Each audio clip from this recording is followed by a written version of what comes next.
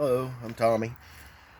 Well, I was informed my daughter's truck is not starting. She said the seat can move back and forth, but it wouldn't turn over or anything, so battery's dead. It's a older model Expedition, so let's go look and see what's wrong with it. Alright. Let's see what's going on here and go from the process. The hood. No interior lights. No seat adjustment. See what we got going on. Oh yeah. He's dead. Alright. Let's leave the keys there. Door open so that way we don't lock ourselves out accidentally.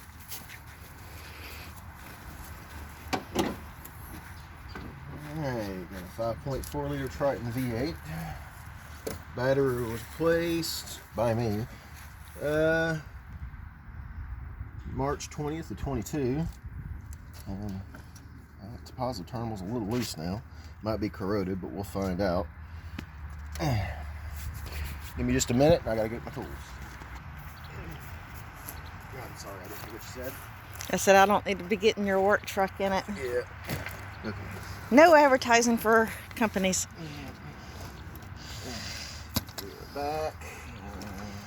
Got my tools. My work bag. Ta-da! I have a multimeter set up. So what I do for work, which is heating and air, so gotta constantly do stuff. Let's put it on volts DC.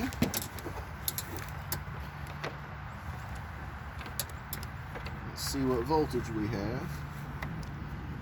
Black on the negative, red on the positive, and I have 1.55 volts. Yeah, I'd say the battery's dead. Yay! Now we get to figure out why.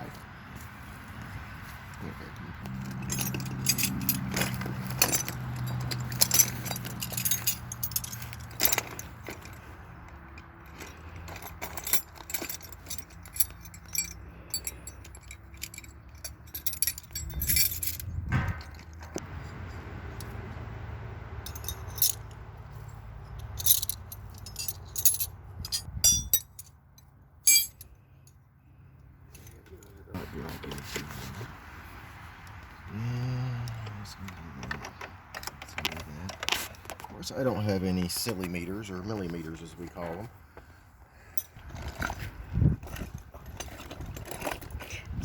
Do you want me to go look in the red van?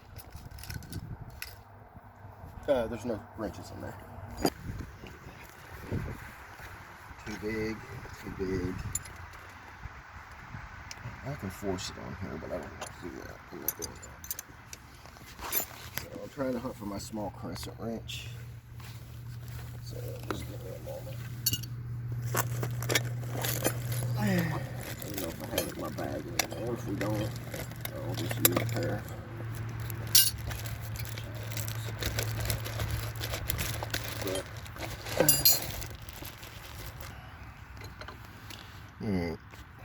Can't find any millimeter wrenches because this would take a 10 millimeter and 3/8 is a little too the wrong size. So we're going to see if we can break this loose.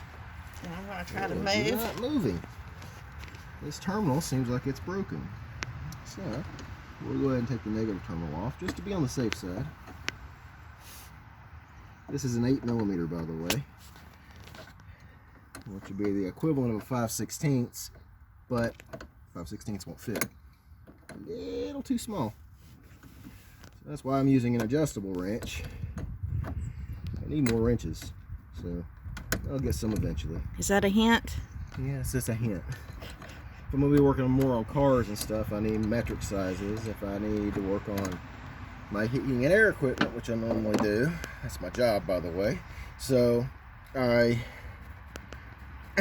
have to use standard sizes on it. They don't really have millimeters on those, and most everything else over here is standard size except for automotive.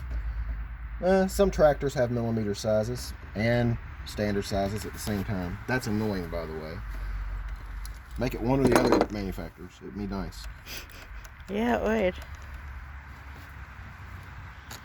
Okay, negative terminal's off, so the circuit's now incomplete, which means I can touch this to ground anywhere on the vehicle and nothing is going to happen because I've broken the circuit.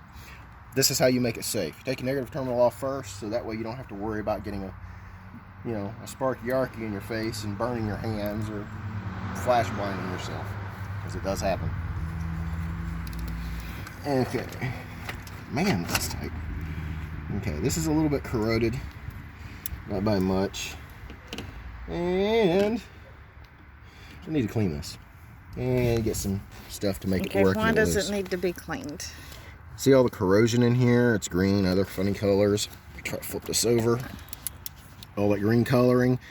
And once it corrodes for a certain amount of time, the way this mechanical thing works here is whenever you loosen this up, it spreads this open. You tighten it up, it closes it. The entire hole here. And if it's corroded and you try messing with it, this little tab where it comes through here will actually crack and break. Then you'll never get it tightened. Okay, what are we doing? Just cleaning the terminals. And yes, the wire brush can hurt your hands, but I'm kind of used to doing this. So if you have to wear a glove, please wear a glove. Shiny, as Raymond Ray always says. Wait, I want to see.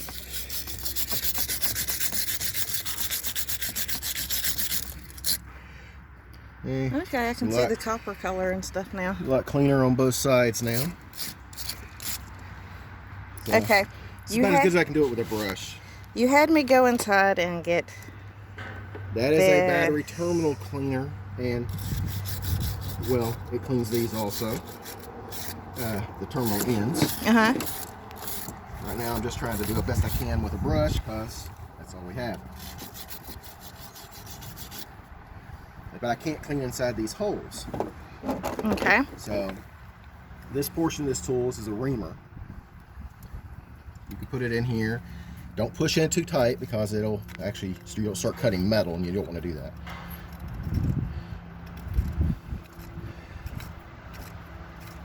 Start doing this and it starts cleaning it out. And it's trying. Well, how do you know when you've done enough? You'll see a nice clean copper. If you can look in here, you can see where it's starting to work. But it's being, it's being very intermittent. Yeah. Because I'm not pushing in very hard. Okay.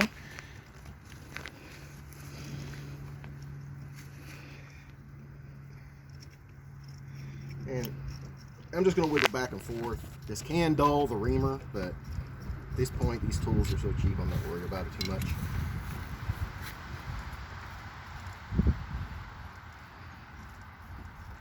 And, well, you seen what it looked like a second ago. Now come look at this. Shiny. Pretty. Nice and pretty and coppery. Yes, it is. And that's how you can clean up the internals of these. The external of the terminals on the battery, you have two different sizes. One's for positive, one's for negative. As you see, positive terminal, negative terminal. This is actually a smaller terminal than the negative, or vice versa. It just depends. Oh, okay. And this is a piece of spring steel that opens up and closes, so it doesn't cut too much. And these are only turned in a clockwise direction. Okay. Because otherwise they will not work.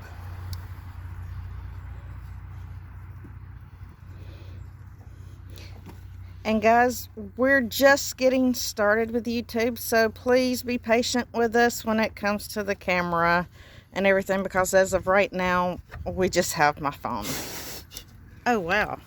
And it cleans the outer portion of that lead, because this is lead. So hold on. It's like before, after. You can also, instead of using one of these tools, you can use a wire brush. They do make these tools. They have a brush on the end of them that you slip over and you go back and forth on it. And it does the same thing, essentially. But this actually smooths it out and makes it the correct diameter, or tries to. I'm just cleaning the top part of the posts. And I'm going to try this once again. Give it a nice smoothie. Now, if you try to turn these backwards, it really doesn't do much of anything. It just won't do anything. Okay. Yes, I guess I should be wearing safety glasses, but I'm me. Deal with it. Ain't that the truth? And this is the negative side. We never said that we were the smartest bunch. It's like if I get hurt, I have to deal with the consequences. But We don't want anyone else to get hurt. yes, exactly. And you see how this right here is being, it's not wanting to close because it was already sprung open because it's got a bunch of gooey on it. You can always spring that in to give it more of a cut.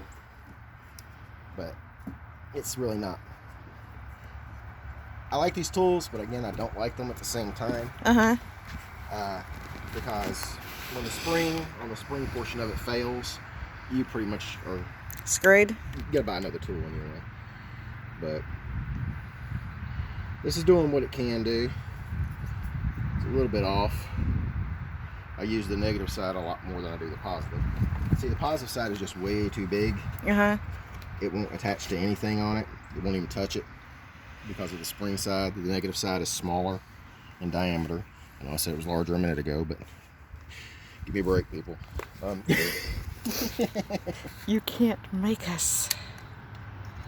Let's see if I can get any of the goo out of that and possibly readjust this because it looks like it's angled because Did it's it not get? sitting on here right. It's probably a dent from where I've had it thrown around in a truck or something. You know, I need to quit trying to watch you over the phone because I'm moving the phone to where it's not in the video all the time. Yeah, I'm just opening these up real quick so I can maneuver this and see if it happens to be broken or bent or something of that nature. Because it's not on here straight. There we go. Is there So now it's something- being a little bit more even. I got it to where it's setting in there properly, a little more Look, properly. guys, accidents happen. Oh, this? Yeah. Cuticles. Wonderful things. But yes, accidents happen. You will cut yourself. But, as my father used to say all the time, a day without bleeding is a day without working. Well, that's the truth. Kind of makes no sense to me, but, No, I Guys. get it. you know, if you're working with your hands, you're going to get cut. That's the end of story. Okay, now it's actually springing back and forth. Let's try and see if we can get this. I hear a helicopter. Oh, And there. oddball things happen where you're constantly having to fix your own tools. There's a helicopter. That's how it comes. Sorry, I'm getting distracted. I don't know what type it is because I get the sun on it. Yeah, can't say. Okay, now that I've gotten done fixing the tool and running around this negative terminal, it's amazing what happens when you have a tool that works. Yeah. And you will spend time fixing your own tools. That's a gimme. So now let's clean the interior of this negative terminal. They always go in from the bottom up, fellas. 'Cause if you don't, Or ladies. or ladies, depends on what you're doing here. Fellas to me means, hey, you look.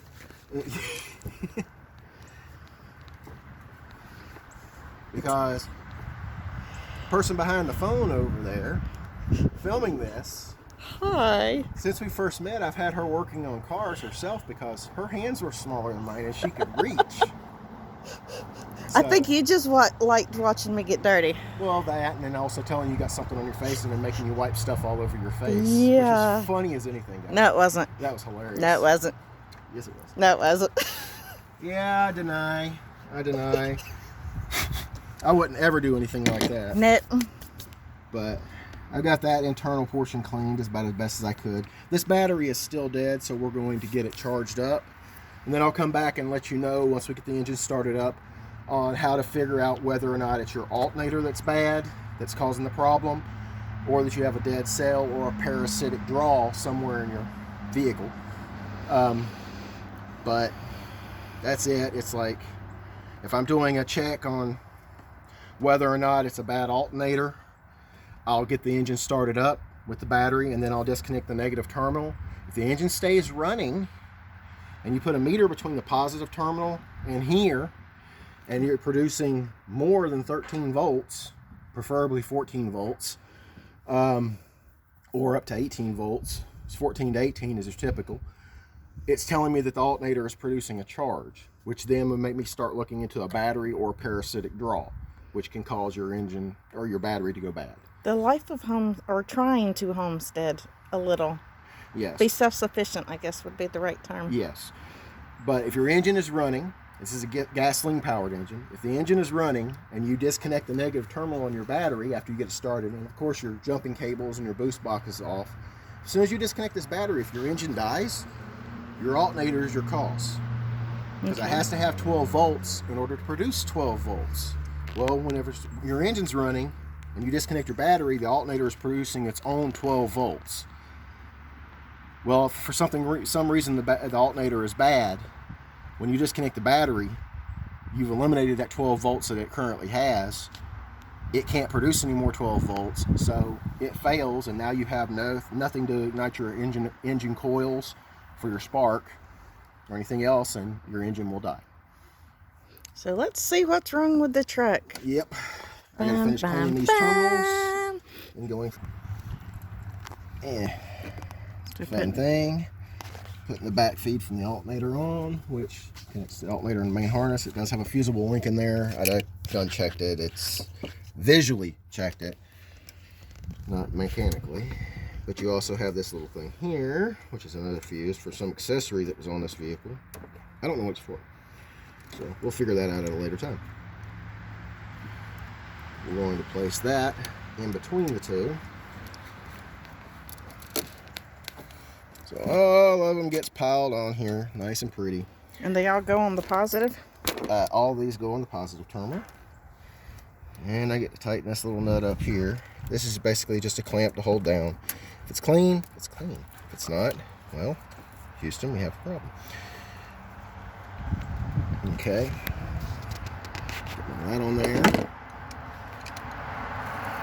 As long as the negative is not connected on the battery, I'm safe. Yes, I'm safe. Yep. Nothing is happening. I can even do the same thing on the positive terminal on the battery. Nothing happens because this is not connected, that's not connected. It's an open circuit.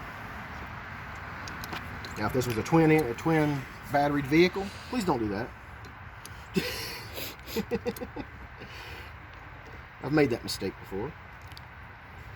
There's a lot of traffic out on the road today. Yeah, it is. It's normal though, it's a truck route. Yeah, hopefully one day soon we will be able to move somewhere that's a little bit more peaceful. And guys, just to let you know, the other nickname for these is called knuckle busters because they do slip and you will bust your knuckles like I just did. Owie. Ow. Guess who gets to take care of his ouchie in a little bit? Super glue? Maybe.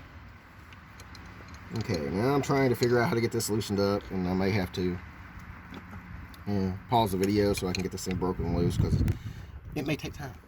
And no cussing. Well, getting loose. Yay! Around and around we go. And you just want it loose.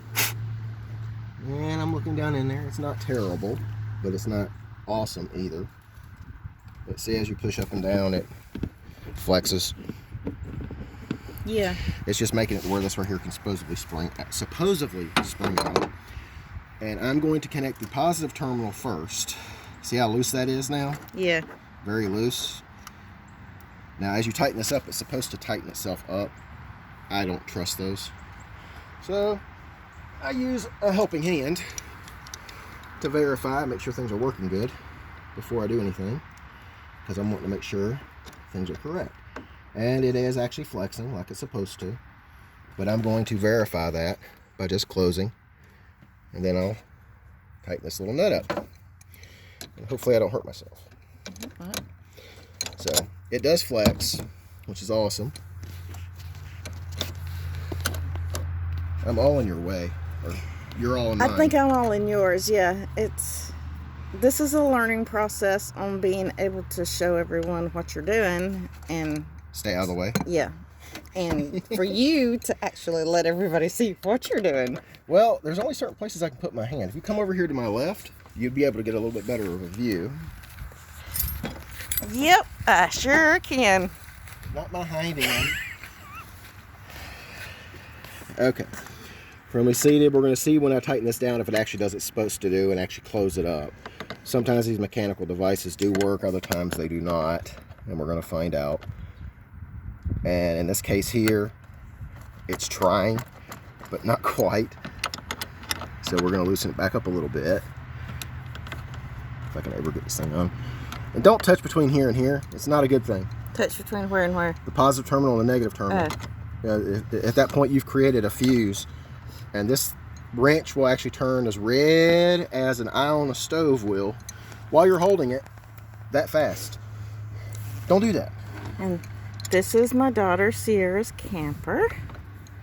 One day soon, hopefully we'll be able to carry you on a new journey with us to where we can find some land and buy it and then move and start making it our own little homestead. Okay, I am now still trying to do this. Hopefully we can get things situated. It may just be that I have to replace this terminal end, and I don't want to. I don't like replacing terminal ends. Don't blame me. It always seems to be a headache and problem, and if that and the others. Okay, I've got to figure out what's going on with this because it is closed as much as it possibly can be. So, and I'm bleeding. Dripping blood everywhere. Do I need to go get a Band-Aid? No, a Band-Aid is okay. I don't need a Band-Aid. We're fine. We're fine. Well, we don't want your DNA all over the place. My DNA is already all over this place. Yeah, there is kids running around, grandkids running around. Yeah. Okay. Pretty much free bleeding right now. Okay, pausing. So you were able to get it on? I believe so. I'm going to find out as soon as I tighten this up. It's just being a pain. And then thank you for bandaging my finger, my owie, so I'm not dripping everywhere. I won. And at this point, it's still loose. I don't like that. I may have to go through and put a sleeve in this. Okay. Which is going to be a little time consuming. I can show the after of it, but trying to find a sleeve is going to be a fun piece. Okay. It's basically something that slips over top of this terminal and makes it bigger because this terminal is actually too small for this terminal end on the battery, which unfortunately does happen when it comes to buying batteries from stores that are not, you know, brand name, as in they are not an OEM battery that came from the dealership, the manufacturer of the vehicle. They just, it fits. It's the same size battery, but it fits. But this is not actually. Is it easier to do what you're talking about with a sleeve, or is it easier just to replace the battery ends? These battery ends are not very easy to replace. Oh, okay. Especially with so many terminal connections on there, because there's so many various types of terminal connections, you're liable to get the wrong one. Okay. And if you're fighting with those consistently, especially this style, it's like most people would just replace the terminal end and be done with it. I have some lead style terminal ends, but this style here is more of a marine terminal end. Okay. And I don't feel like fighting with it. Okay. It's nothing more than like a chunk of copper. Let's go find a chunk of copper because I'm going to need a sleeve for this.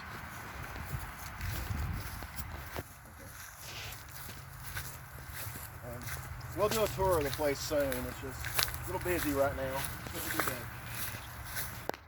Very rusted cylinders. I gotta get out and clean this up. Yeah, we got to get everything out of here so we can get rid of this van. I may need this here shortly. But I'll probably not use this. I'll probably use something other. This has turned into our throw everything in vehicle to sort of get it out of the rain. What's wrong with this vehicle is it's got a bad engine. And in order for this type of vehicle to have the engine replaced, the engine's got to come out the bottom. And I don't have a lift. So I gave up. And the brakes didn't work on it that good, even though we replaced them. Well, no, I got the brakes figured out. Oh, okay. It was the calipers that were freezing up. Seizing up. So I replaced the calipers. And the back end leaks. This was a great vehicle with the kids when the kids were little. Lots of room, but now it's just like a storage area. I have a piece of 7/8 copper right here, which is a little nibby in. It's 7/8 outside diameter, 3/4 inch interior diameter. Okay, let's I see. can split it and make it into a good sleeve. I am just looking for one that's actually the right size. And I don't have one. Yes, into one. Oh. I have an itty bitty hacksaw, which I may use on my own. So that's the other thing. Oh, sorry. I got sidetracked with the mushrooms. I'm coming. Yeah, there's some mushrooms growing back there. Or ran over right there. Better than the armadillo. I don't know what this is. I'll find it eventually and make it go away. I'm not going to touch it though. I will. Okay. When cutting a piece of copper, as a sleeve or anything else, you want to make sure there's no ridge or anything on the interior side. So we're going to ream this out.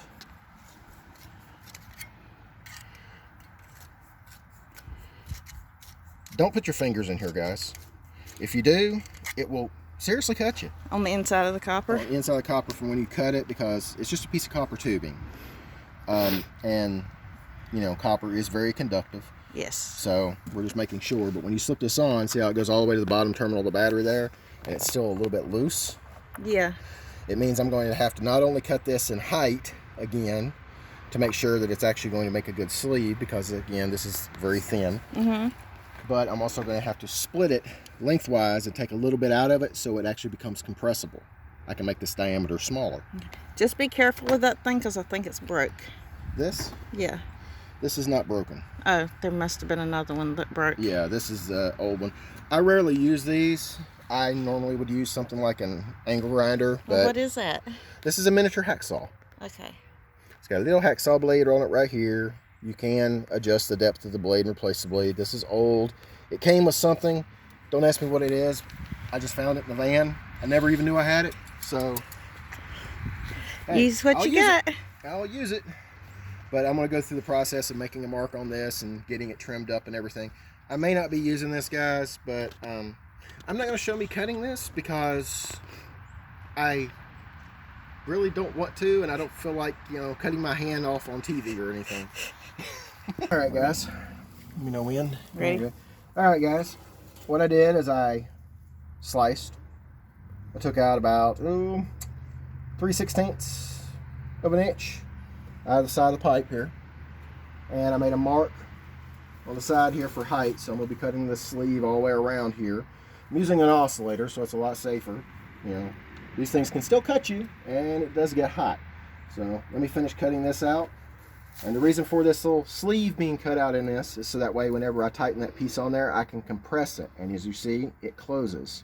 Yeah, that's the good thing about copper. It's very malleable. This is not annealed yet, which means it's not soft enough, but it won't crack either. It's malleable. So we can actually still utilize this. Okay, so allow me to cut this up so that way I'm not making a lot of noise, and I will let y'all know what's going on here shortly.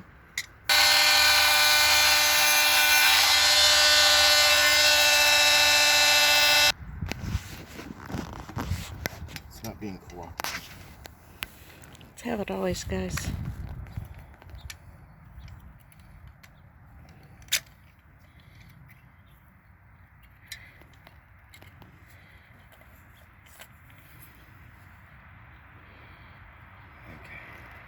Now that I have that held in place, I can use this to hold it and then cut around it and get it started before I can remove this. Okay. And you're not supposed to hammer on a battery, What we do. but you do what you got to do on a homestead. All right, now what I've got in here on the back of this battery, come around, that's easier to show. I took that piece of 7/8 inch tubing and I put it around here, and I still could not open this far enough then. Now it's too big, or it made it too big. So I had to split it in half, put half of it on the back of it just to make it a shim, and when it crushes, it's going to be taking care of copper to lead, and again, copper to lead. This is all complete. late. Now I gotta go get the truck and come over here for a wonderful world of Charging? charging. Boost start.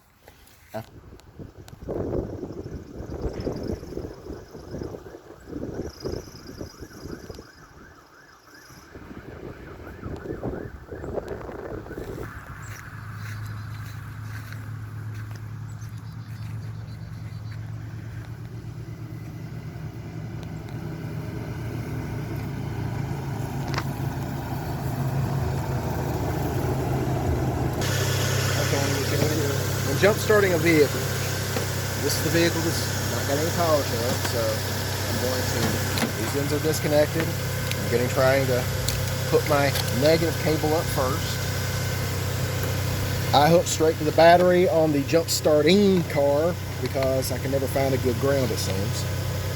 Then down here, make sure I'm holding this in my hand. Or somebody is. Or someone is, so it's not touching something. And I'll hold it. Okay. Positive goes to the positive side. There's a reason for doing this. The reason is so that way whenever you connect, it doesn't start making this wonderful little arc thing. I have an oil leak. Where do you see that at? See the smoke? It's a valve cover leak. Well, this vehicle is. Alright, so you have the teeth on the negative side. Connect it to it. These are painted, so I can't connect to the terminals. I can reconnect to these. Now you're going to hear the engine make a change in noise and probably start squeaking, so please don't jump.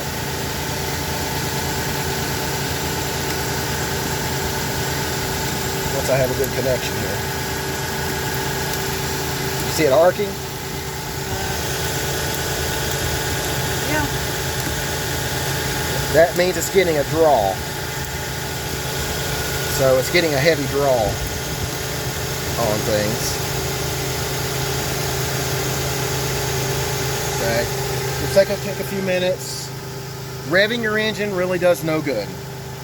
So it really does no good on the people doing this. It's not a generator. It's an alternator. An alternator ranges between 14 and 18 volts. 14 volts at idle, 18 volts on high speed. It changes the amperage, nothing. Your amp draw is still going to be the same. A 60 amp alternator or a 30 amp alternator. It's still going to produce the same amount of amp draw. So we'll be back in a minute.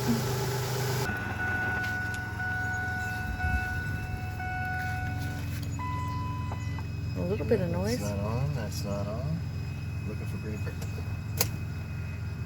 That shouldn't have anything to do with it, I don't think.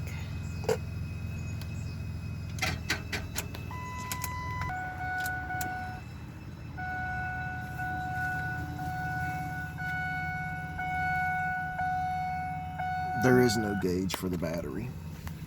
What's that? It is a battery, but it's a battery light. Ready? Restart. Okay. Alright, we're going to go ahead and try to see if it starts here. Okay, everything's electronic. Weird.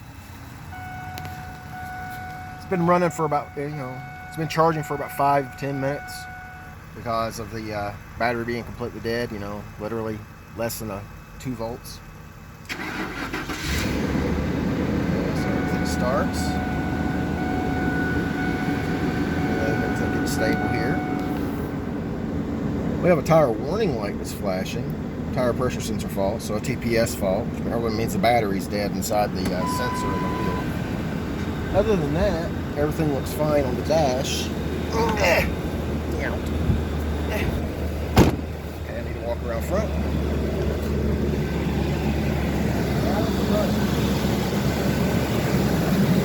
I'm going to disconnect from the vehicle that's currently being charged from. Pick up some. Negative first, then the positive. I clamp this back onto itself so that way I don't have to worry about any problems. Negative. And positive.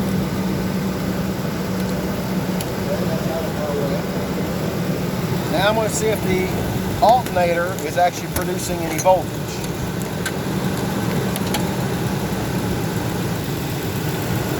Alright, multimeter's on, DC voltage. might have to speak up some with the noise. Oh, okay. Multimeter is on with DC voltage. There it is. Y'all look at that. On negative, on positive. We have 14.47 volts at idle. Okay.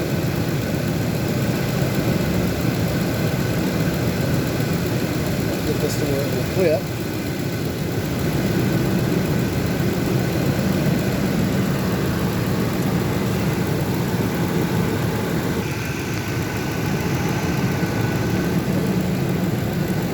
Alright, we have 14 volts. I'm going to idle the engine up and see if it changes.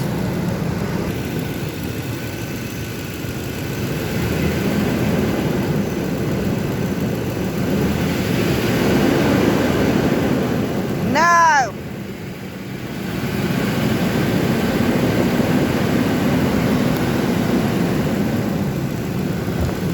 Okay. It goes between like 1436 to 1440. Okay. At 14 volts, it should Okay. be sufficient enough to actually charge the battery, but this is bare minimums. 14 to 18 volts is normal for an alternator output. Flip-flopping in the camera. Yeah. But as of right now, I got to go through and check all the connections on the back of the alternator, check the starter connections, and then I got to go through parasitic draw checks. So stay tuned for that on the next video.